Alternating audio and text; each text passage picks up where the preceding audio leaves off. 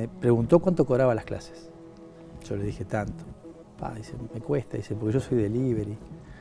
Dice, y no podemos arreglar de otra manera, de repente yo te vengo a ayudar y bueno, o sea, él quería aprender. ¿Cómo aprendiste vos? Exacto.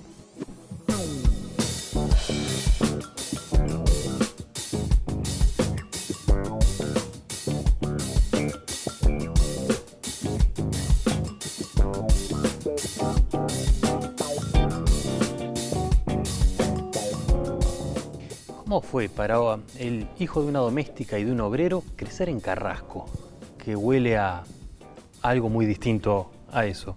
Y había que adaptarse, era bastante difícil, pero uno siempre trataba de encontrar un lugar y amoldarse. ¿En qué se notaba la diferencia? Porque también a veces uno entiende o escucha y dice, no, pero mira, todo el mundo convive y nadie te hace notar las diferencias, es un lugar donde la gente que tiene más está tan acostumbrada que no le refrega por la cara a nadie la diferencia. El que nace con plata, digo, está acostumbrado a tenerla. Entonces cuando vos venís de cuna, es mucho más fácil, como que es más natural. Yo jugaba con hijos con Jorge Lestido, Mirá. que era vecino mío, y bueno, los hijos de Mantero, que estaban enfrente de la casa de la fábrica de clavos, que hace mucho tiempo cerró, también jugábamos al fútbol. O sea, había diferencias, cada uno en su lugar, pero no se hacía notar a la hora de la calle, no hay problema. Y cuando uno es gurí y de repente quiere algo, y después le dice, porque además es lo que ves entre esos pares con los que correteas en la calle, ¿no? Uh-huh. ¿Y cómo es bancarse la toma que tu padre te diga, no, pero en realidad nosotros esto no te lo podemos dar? Está bueno porque digo, vos aprendés a que las cosas para poder lograrlas tenés que hacer algo, ¿no? O sea, no vienen solas. A valorar y que sabés que te cuesta. Digo, hay algunos que le viene de arriba o es más fácil acceder a esas cosas. Uh-huh. Y bueno, digo, de chico vos veías una bicicleta y otra bicicleta, o que iban a un colegio y vos ibas a la escuela pública, pero después éramos iguales. ¿Cuánto tiene que ver en esa forma de entender las diferencias sociales, digamos, desde chico, estar en la casa de un Frugoni? Y lo que pasa es que para mí era natural, digo, yo le decía abuelo, entonces No era Emilio Frugoni. No, era el hermano, Mateo Frugoni. Y claro, o sea, si bien era el hijo de la doméstica, yo le decía abuelo a él, tomaba la leche con él. Era una persona mayor en ese momento, pero yo era su compañero de todo. Íbamos a misa juntos, lo acompañaba el Carrasco Polo Club también, porque digo, el Carrasco Polo Club tiene una calle que tiene el nombre de él. Mira. ¿Y por qué estaba tu familia vinculada con los Frugoni? ¿Por el trabajo de Por el tu trabajo madre de mi nomás? mamá, claro. Que era doméstica de esa que se llama con cama adentro. Antiguamente cuando venían la gente del interior, trabajaban, inclusive en aquella época te dejaban tener hijos, o sea, tener hijos en la misma casa. Ahora ya es más difícil. ¿Y tu padre también estaba con ustedes? Sí. ¿También vivía con ustedes? Sí, sí. O sea que se había armado como una gran familia bajo el paraguas Frugoni. Es verdad. ¿Y el primer choque viene cuando el abuelo Frugoni muere? No, viene antes. ¿Cuándo viene? El primer choque, cuando sabíamos que estaba enfermo, que había tenido un accidente y con una persona de edad con un accidente, como que hace un retroceso y vivimos todos unos años ahí digamos que veíamos que se iba apagando como una velita. Uh-huh. Y bueno, y ahí fuimos viendo que nos íbamos a desprender de ese entorno y que nos íbamos a tener que ir y que bueno, que empezar una nueva vida, porque en realidad yo me había criado en Carrasco y había tenido todo mi entorno ahí. ¿Y cómo es pasar a Sangrilá hace, bueno, en realidad el Sangrilá de los 70 y los 80? Tenía 18 yo. Era otro mundo. Exacto. Porque ahora Sangrilá, en buena medida saqué el Carrasco, uh-huh, de repente, ¿no? Pero ¿cómo era en aquella época? Y era otra cosa, el entorno era diferente, era más agreste, era la Costa de Oro que recién arrancaba, pero tenía más amigos. Uh-huh. Es decir, tenía otro entorno, era la adolescencia, íbamos a bailar y ese tipo de cosas que yo en Carrasco lo viví, pero poco. ¿Y a bailar en esa época por allá? Sorba. Sorba de Solimar y Tontón de... ¿O no estaba todavía también? Tontón ya estaba, digo. Tontón ya estaba. ¿Y eso era, cómo eran los bailes de aquella época? Sí, la música de aquella época era la música disco, los Bee Gees y John Travolta y yo qué sé. ¿Y todavía época de lentas? Sí, ¿cómo no? Y en un momento en el que la música en algún punto se parte Ujú. Y por un lado estaba naciendo a principios de los 80 mucho más fuerte el canto popular como una expresión de protesta ante el régimen, y por otro lado ese tipo de entretenimiento de la música disco y todo lo demás, desde algunos lugares se miraba de soslayo como una cuestión de poco compromiso y estos libertinos que quieren llevarse la vida de arriba. Es cierto. ¿Y cómo se vivía eso? Porque uno quería divertirse también. Claro, lo que pasa es que la música en inglés era una cosa y también estaba la cumbia por otro. Entonces ahí era muy marcada la tendencia para la música disco, que estaba mejor vista que la cumbia. Y ahí empezábamos con un poco de rock argentino, ¿no? Hacia ahí empezaba Sui Generis y toda la onda de las guitarreadas de aquella época que bueno, que estaba bueno. Que era la época de los fogones. Exacto. ¿No? Y además en una zona para bajar a la playa. Totalmente. Hay algo más que es un contraste muy fuerte, calculo yo, entre aquel Carrasco y aquel Shangri-La, que es, hay un cambio en la calidad de servicios a los que accedías. Totalmente. En Shangri-La había una pizzería que era la Monte Carlo. Supe tocar ahí. Ahí va, eso cuando llegamos, porque yo creo, y vamos a llegar a eso, pero yo creo que todas estas diferencias, quiero saber después, ya te lo voy preguntando ahora, Sí. todas estas diferencias van formando una sensibilidad que es la que hace que después se vuelque en el arte. El arte surge de estos vaivenes emocionales y es una forma de Es que tú te canalizarlos. vas nutriendo de eso justamente. Es decir, todo el entorno te va llevando a ir aprendiendo de todo un poco. Vos sos como una esponja, digo, más en la adolescencia. Digo, estás en un lugar, aprendes lo de ese lugar. Digo, sobre todo si tenés capacidad de adaptación, que creo que es lo que el hombre tiene de más, ¿no? Es lo que te ayuda a sobrevivir a esos cambios. Exacto. Estás en Shangri-La, no sé si es en esa época que te dedicás, por ejemplo, al reparto de verduras en ferias. No, fue mucho antes, fue ¿Eso cuando fue estaba en antes? Carrasco, tenía 12 años. Así, a los 12 años repartías verduras. Fue casualidad. También faltó el verdulero, Frugoni había hecho el pedido del fin de semana y resulta que no había quien lo llevara. Y allá fuiste. Y yo dije, si está la bicicleta, la entrego yo. Y justo me dijo el de la feria, me dice, ¿no querés darme una mano y me entregás 2 o 3 pedidos? Vamos arriba. Después te tocó reparto en farmacia y algún reparto de flores. Un amigo que iba al Liceo 15, que era el dueño de una florería, el padre, ¿no? Y me dijo, mirá, en vacaciones ese trabajo solo, no me querés dar una mano a repartir flores. Imagínate, Pero de fiesta. de repartir fruta y verdura a repartir flores. Y después también terminás vendiendo productos químicos por todo el país. O sea que Sí. esa cuestión de empatizar con la gente desde distintos lugares también la tuviste. Exacto. Y eso también colabora a la sensibilidad de un artista. Y sí, digo, el vendedor yo creo que también tiene algo de psicólogo. Digo, tú sabes que encarás a una persona y sabes si te va a comprar o no y por dónde puede ser que tenga la necesidad o no. También hay cursos de venta que también me ayudaron mucho, ¿no? ¿En qué se hace más propinas? ¿Repartiendo las verduras de la feria, las flores o los remedios de la farmacia? En aquella época creo que era la farmacia. ¿La farmacia era la que más propina daba? ¿Y cómo en el medio de todo eso te vinculás, no sé si entendí bien, a trabajar en el Liceo de Shangri-La? No, en la tapicería de Carrasco. Es decir, la cuando yo vivía en Shangri-La, que me había mudado, Sí. Estudiaba en el Liceo 15 de Carrasco. Entonces cuando me quedaba las actividades que había, que era teatro, gimnasia, coro, todos los tablados que había yo me subía, porque me gustaba, porque aparte, como decías tú, me servía para vincularme, tenía los amigos ahí, no tenía que ir a Shangri-La, los tenía todos ahí. Claro. Entonces un día tenía que ir a avisar a mi casa que yo no volvía, que almorzaba ahí, que me quedaba ahí. Claro, hasta tercero yo estaba viviendo en Carrasco, después tenía que ir a Shangri-La. Después, ¿cómo ibas a ir hasta Shangri-La a avisar, che, miren que no vuelvo a almorzar? Era No muy había difícil. celular, no había el VIP, ¿te acordás? No, incluso en Shangri-La habría muy pocos teléfonos. Entonces, bueno, teníamos que conseguir algún teléfono prestado y justo había una tapicería frente a la panadería Hamburgo, había la tapicería Capri, esquina Arocena y Monas Rosas. Entonces yo iba siempre a hablar ahí por teléfono, pedía el teléfono, dejaba la moneda y bueno, ahí fue como vinculé con la tapicería y los muebles. Pero talenteaste, te vinculaste talenteando. ¿Por? Viste un sillón y dijiste, ese es un Berger. Sí, claro, porque en definitiva, son los sillones más conocidos desde el punto de vista de estilo. Digo, hay Luis XV, hay victorianos, pero ese era un Berger que digamos, viene de estilo francés, que tiene orejas y que dije, ese es un Berger. ¿Y cómo sabías? Tenías 14 años, ahí 15, 16. 16. ¿Y cómo sabías? Y porque en la casa de Frugoni había, era muy sencillo. Era uno de los que te sentabas todos los días. Totalmente, de cuero. Y bueno, ¿y eso fue lo que impactó al tapicero? Claro, me dijo, ¿cómo sabes vos? Viviendo en Shangri-La y, ¿no? O sea, y pensaba que no podía saber. Digo, pues yo en mi casa tenía 2. Entonces me quedó mirando y dice, ¿te gustan los muebles? Sí, la verdad que sí, son interesantes. Y me ofreció, y si no querés aprender, porque claro, en esa época todos estos oficios no se aprenden ni en la UTU, ni hay escuelas de tapicería. Digo, ahora después, si queremos adelante conversamos, pero en ese momento, como todos los oficios se transmiten de generación en generación, y yo vi la oportunidad de que, si me daban la oportunidad de enseñármelo, te puedes imaginar que iba a aprovechar. En ese mismo espíritu de esponja que decías hace un rato. Claro.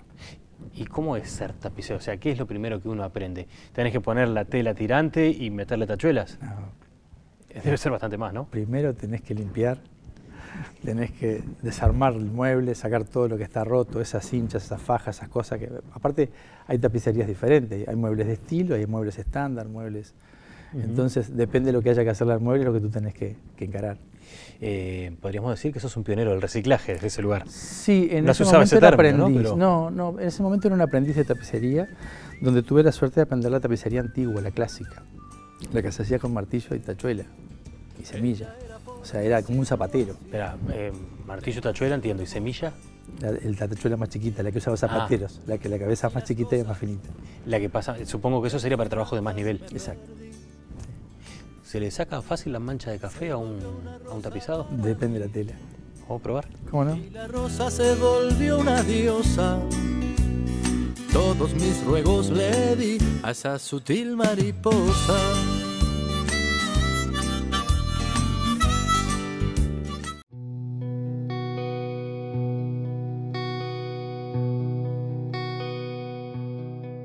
Me hiciste pensar en el periodismo, cuando decías lo de los oficios, ¿no? Porque en realidad como oficio el periodismo era una cuestión de arrimarse a una redacción y empezar a hacer el ejercicio de la chusma del barrio, averiguar cosas y contarlas, ¿no? Sí, sí.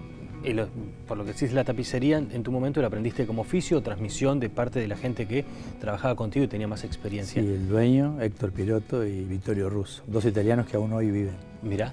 ¿Y ahora hay cursos? ¿Ahora se enseña en un lugar formal? Hola, ¿qué tal? Soy licenciado en tapicería. No, en principio no hay ningún curso homologado de tapicero por el Ministerio de Educación y Cultura. Te digo todo esto porque lo averigüé.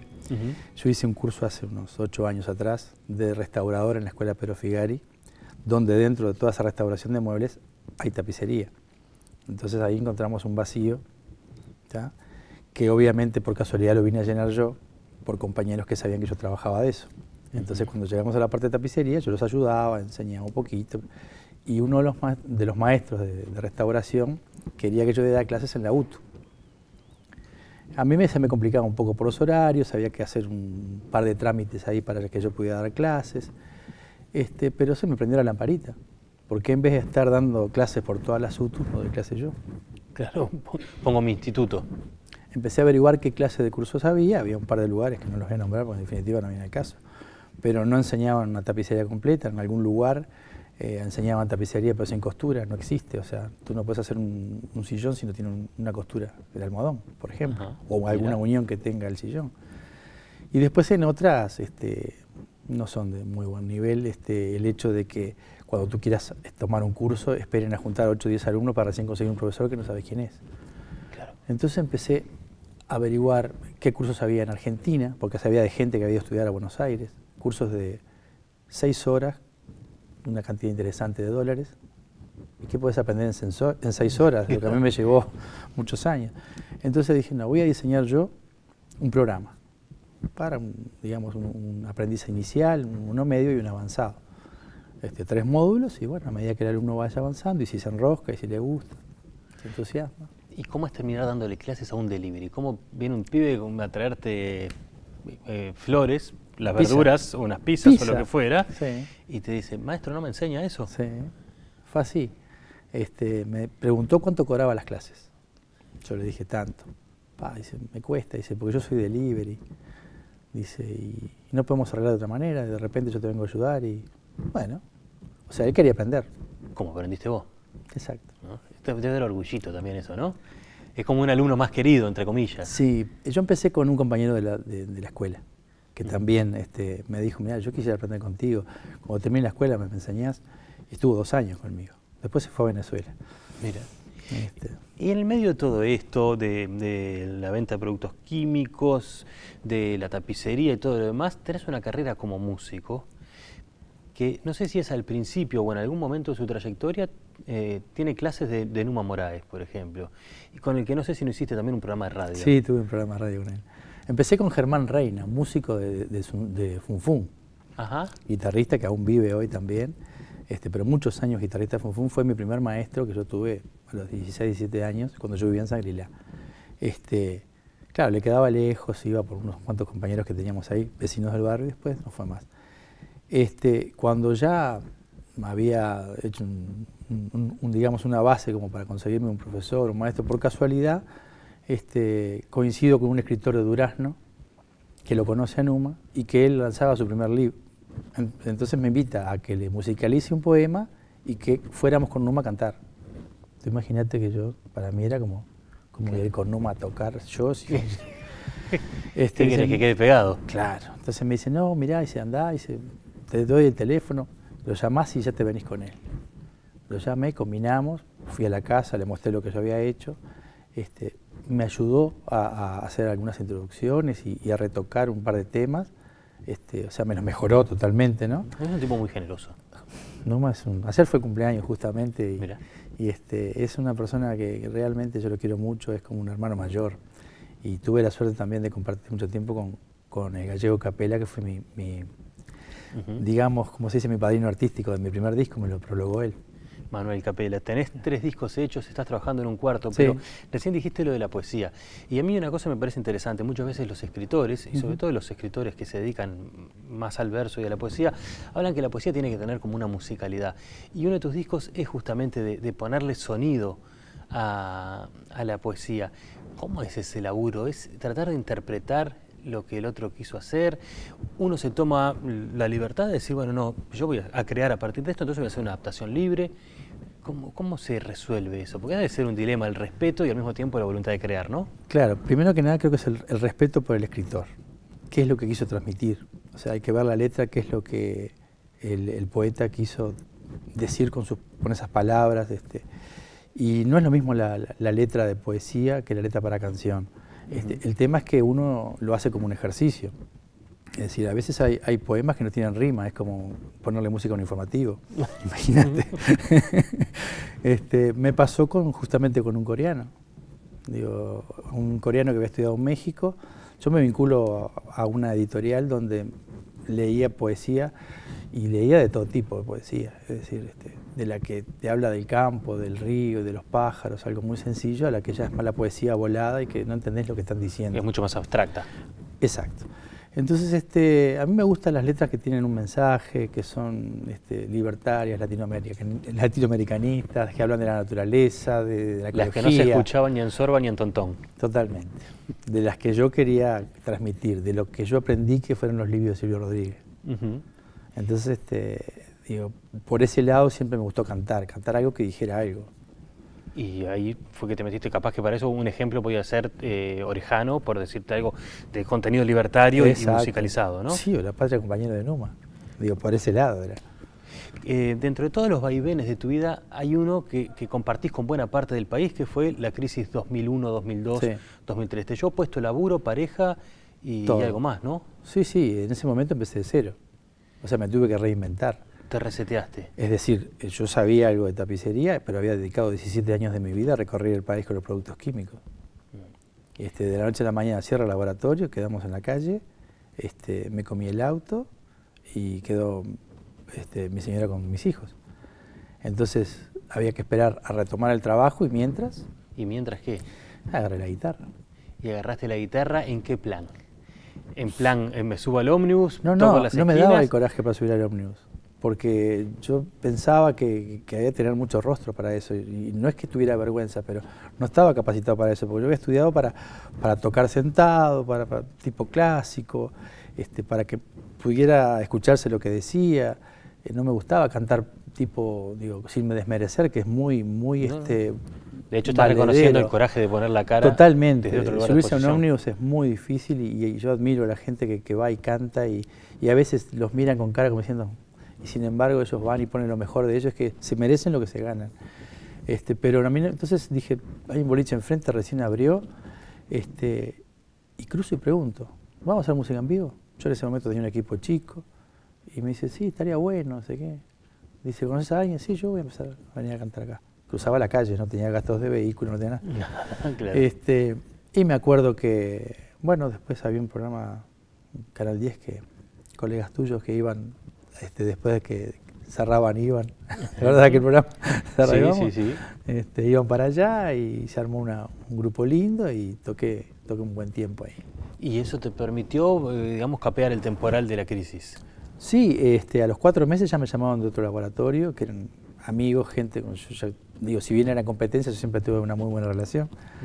Y bueno, ahí hicimos un negocio de poder distribuir productos de ellos y fui llevando hasta que abrí otro laboratorio con un amigo. Pero el laboratorio fue una cosa que se fue desgastando en el mercado como que ya no era buen negocio.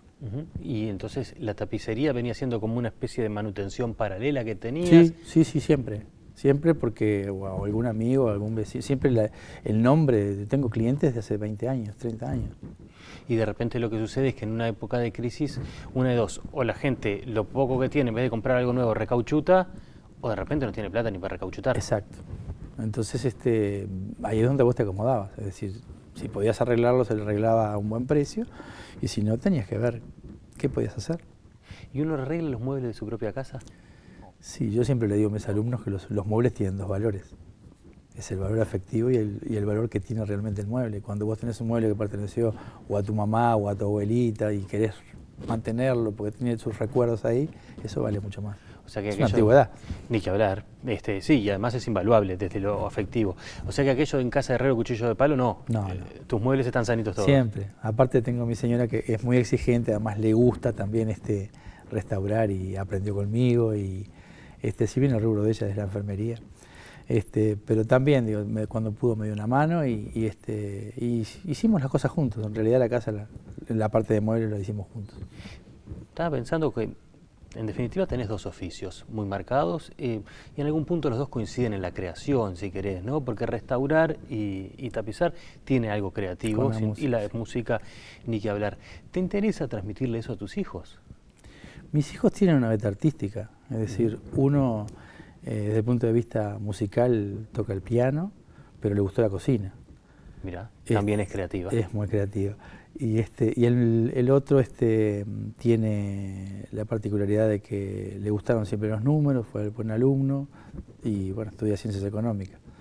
Y después tengo la más chica que empezó con medicina y bueno, pero ahora tenemos un nieto para un poquito y después seguirá, supongo. Está muy bien. Gracias por contarnos tu historia. A las órdenes.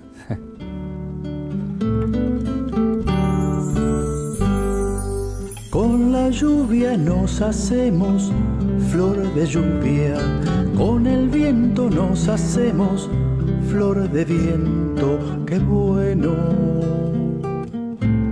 que no tengamos dueño, no nacemos una a una, sino en montón, de manera que no nos han puesto nombre aún. Qué bueno.